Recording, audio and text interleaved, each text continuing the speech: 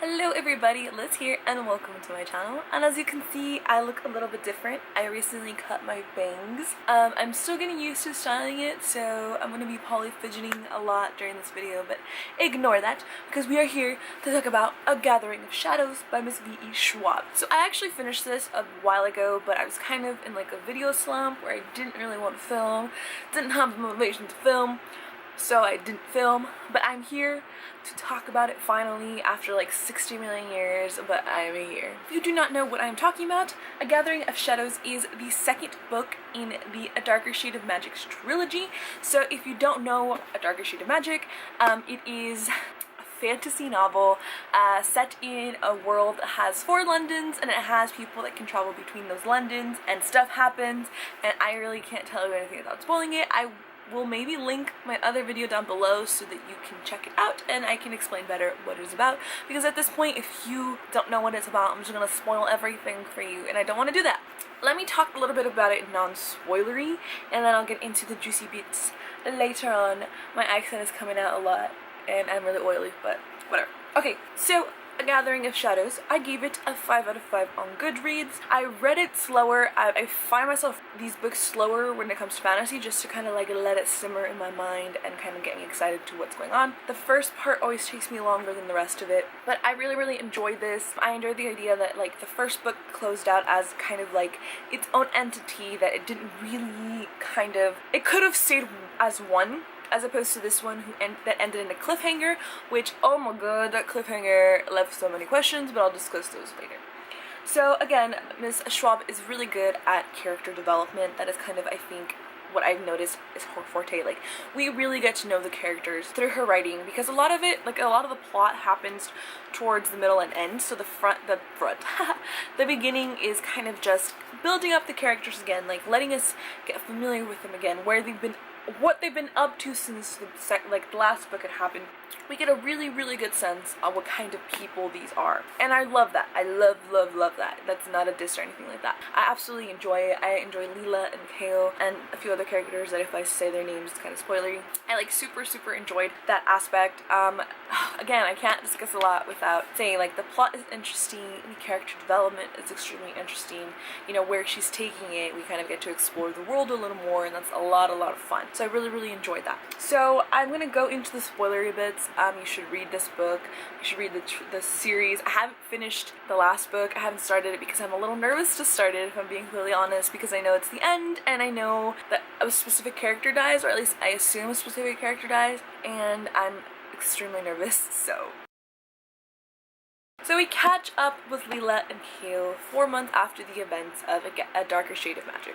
So a lot has happened between then. Leela becomes a pirate, which I absolutely love. She is a pirate, that's so cool. Kale is still very much kind of like a pet to his family. Like, he refers to himself like that a lot, which is really sad. But I feel like the first part focuses a lot on who Lila, I don't know why I'm saying that weird, has become, like the kind of character, her character development. She has managed to kind of board the ship with all of these dudes. I just love Lila. Like, she is so, like the female character that we all love and deserve and need. She's like very much her own person, and I feel like I just love that about her. I love Kale. He was going through a lot of like pain in this book. Like, he still sees himself as like a prized gift, which the way that the king was treating him, I honestly, like, I understood. Although I absolutely love what Rice did for him. Like, that is so cute. That is so cute. Like, setting up all that, like the possibility of getting in trouble and all that stuff, like that's the real friendship right there. That's the kind of stuff that you want. Okay, I'm going to swallow my words from my last video. I don't want them to be just friends. Especially after that kiss, I need Leela and Kale to be together. I need it. I want it. Yes, like, I want it. Please. That's all I want for book 3. Like, I want them to be together. I'm gonna just talk about relationships right now because I'm that kind of person. Then we have like this previously existing relationship between Alfred and Rice. I don't know if I like it, just because like he's gotten his heart broken before and then like he came back, and I'm very much against those kinds of relationships in real life, and I don't particularly like them in books either. That's the only reason I don't like it. Like, let Bryce end up with any other person, boy. I'm sure I'll end up loving them later, but like I have such a thing about people going back to like significant others. I'm just, personal reasons, that's the only reason I like them. Like, I like the characters individually, I love them, but I don't want them to be together, just because like, oh, I just realized that this makes everything darker. I don't know, but like I didn't particularly like them together. I know people are gonna hate me, but that's just, again, a personal thing. Like, I don't like that in real life. I don't like characters going back to, or like people going back to somebody that's hurt them before, whether it's intentional or not. So that's just me. Anyways, moving on. Okay, so we have the the games, which I really enjoyed the idea and the theme behind them, like getting these, you know, countries together in like a friendly kind of environment to show off their strengths. I don't know why it reminded me of like the World Cup, like soccer, where like we all kind of know who's gonna win. Like, we all know the stronger teams, but like everybody gets to compete anyway. And here's one of the things, like, world building in her writing is just amazing. Like, we get all this history, we understand why the things are the way that they are and how things get lost in time and all that stuff. I absolutely enjoy it. Let's talk about how Holland is alive. I actually like Holland because I feel like he is one of those characters that is a product of their environment and of the environment that they grew up in. Like, he grew up in a cutthroat world, so he's a cutthroat person. Like, he does things, bad things, granted, but he does them because he thinks they're the right thing to do, and I really enjoy him for that. And like when he came back, I was like really excited because he does add this extra kind of like to kind of the storytelling. Like, we have Kale, who is kind of a more serious, I should say, kind of character who kind of wants to follow the rules but kind of doesn't. And, you know, Lila, who is very much like a I don't give a fuck kind of personality. And Holland is really just a product of his upbringing, and he kind of reacts to the world the way that he expects it. Like, he is like a realist, like he's a very much like worst case scenario kind of person. And him taking on like Black London and like whatever the fuck that guy's name is, I was like, I know this is gonna end badly, but like Holland, like I understand. He's jealous of Kale. Like, Kale has, in, you know, Holland's eyes, had it good. Like, he hasn't had to fight for his life in the way that Kale has. But Kale, you know, also has his backdraws. Like, he is like this poor puppy that feels like he's been kicked around, which in a way he was. Like, he really has been used by like the royal family. And even though like Bryce and him grew up together, there's still that little bit of separation. Like, Bryce is in fact the king. He is like the true heir. He is important in the aspect that like his parents care about him, as opposed to Kale, who is kind of just like a prized thing. And I understand why he feels like that way, and I love him so much. I love Kale. Okay, so let me talk about the games. Back to that, like the way that Leela was just like, you know what, I don't even know if I really have a lot of powers, but I'm gonna do this shit anyway. And I really liked her for that. I liked the way that the games, like, you could see everything happening. For some reason, everything reminded me, that particular like fighting scenes reminded me of like Avatar, and like the different colors of like the air and the water, which is stuff you can't really see. So I was like, ooh, Avatar.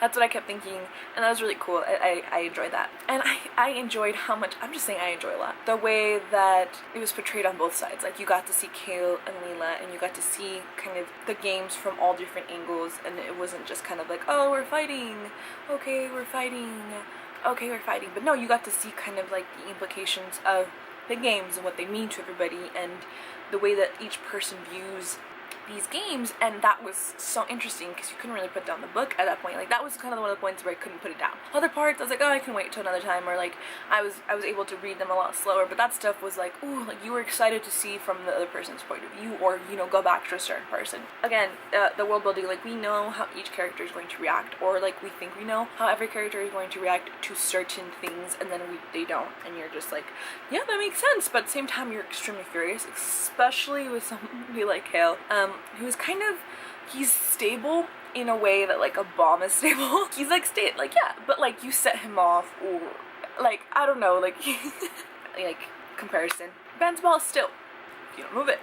But if you move it, it's gonna go everywhere and you don't really know where it's gonna happen. This kind of happens when he kind of goes and follows that one chick that I don't care about, who's Holland's like prodigy or whatever, and then that gets him trapped. And here comes, I think that's the only character I didn't particularly care about. I can't remember her name.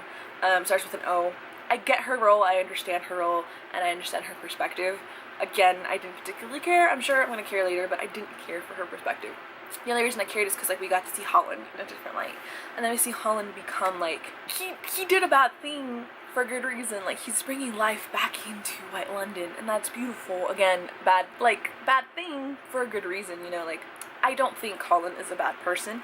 I think he's a good person that, no, like, what is it? Yeah, a good person that does bad things doesn't mean that they're a bad person. He's a good person that does good things that seem like bad things. Like, I don't even know if I'm making sense. But I love Holland. I do like Holland. I love Kale. I love Leela. I just love her. I love her so much. She is kind of like the female character that I've wanted to see, and that I'm really glad is on there. Like, she does not represent, obviously, like, a lot of stuff that, like, about my personality, but I love what she represents as a character. She's strong, she's independent, like, she is not gonna take anybody's shit. I don't know, I just love her. I don't have a lot to say about Alkard. I don't think I know him enough in the books to kind of really care. I'm just, he better not hurt Rice. He better not hurt my baby Rice, which I hope he does. I don't think he does. I think we're gonna learn a little bit more of why he left, and understand, you know, the reasonings behind all that stuff. Also, this like slow burn romance that's going on with Kel and Layla. I'm just like, I need y'all to be together. Okay, I'm just gonna skip on all this romance part. I know, I'm just one of those people that like, I'm like squirrel. That ending. So we know since last book that Leela has a fake eye, and in this book, that fake eye has me thinking that Leela is an Antari. I think she's an Antari. I think that she's going to be able to go into White London because she's an Antari. Like, I want to know why they took her eye out. I'm sure, like, in Grey London, they're like, she's a witch, or her mom did it to protect her, or XYZ. But I have a feeling that she's an Antari, or she is kind of like a new breed of Antari, maybe, or something, just because we know magic is very much like an alive thing, a very much fluid thing. So that is my prediction for that. Obviously, we know that, but I hope that Kale and Rice's like bonding thing does not like severs, but we still have Rice being alive, because we know the conflict that caused between the two. Like the funny scenes where, you know, Rice was hooking up with somebody, or Kale was hooking up with somebody, or like they got punched in the face and they both knew it, and they both knew that they were in pain. That kind of stuff, that dynamic, which we know for Kale, it was like he was walking on eggshells, and for Rice, he was just feeling like shit, because he's like, oh, well, my freaking brother is feeling like shit, and I can feel it. I can feel how miserable he is. And just kind of their brotherhood, I enjoyed it so much. Honestly, like, this book was really just Leela and everybody else. Like, and I love that about that. I was really, really glad about it. But yeah, that's all I have to say. Again, it's been like 2 months since I read this. This is what I remember from reading it 2 months ago. Again, I give it a 5 out of 5. I ordered Conjuring of Light. It is actually sitting right behind this camera, and I'm going to finish reading it after I finish Now I Rise, which is what my current read is. I have a few more reviews, videos talking about a few other things. Yeah, that is all for me. I hope you guys like this video, and if you do, feel free to give it a thumbs up. And if you want to see more content from me and stuff like this, feel free to hit that subscribe button. I would love it, and it would mean the world for me. So yeah, that is all for me. Have a good morning, afternoon, or night, whenever you happen to be watching this, and happy readings. Adios!